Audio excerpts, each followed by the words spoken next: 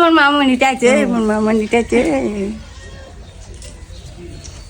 মা আশীর্বাদ করেন, সাল পড়লে সবাই যেন ভালো থাকে, ভালো থাকবেন নাকি? হ্যাঁ আশীর্বাদ করেন।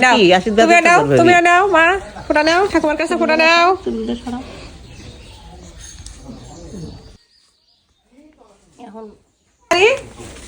এই শাড়িটা পরে নামান করবে। আচ্ছা, আর আমাকে আশীর্বাদ করো। আশীর্বাদ করো। আশীর্বাদ করবো না তুমি কি করবো? আমার দিদিটা আর বাসে থাকে জানো, আমাদের রান্না করে খাওয়ায়। যাও শাড়িটা পরে আসো, যাও যাও শাড়িটা পরে আসো, যাও। পছন্দ হয়েছে শাড়িটা? পছন্দ হয়েছে? হয়ে গেছে। এই প্রিন্ট আনলে ভালো হইতো। তো এটা তুমি নাতনির বাড়ি যাবে পরে, হ্যাঁ নাতনির বাড়ি পরে যাও, ভালো লাগবে, সুন্দর লাগবে দিদি। আমার বৌমা আটা মাখতেছে। তুমি আজকে বৌমা লাল শাড়ি কেন পরো নাই? হ্যাঁ সুন্দর করে লাল শাড়ি পরবে। তোমার বউরা যদি লাল শাড়ি না পরে, শাশুড়ি টকটক করে শাড়ি পরে বসে আছে।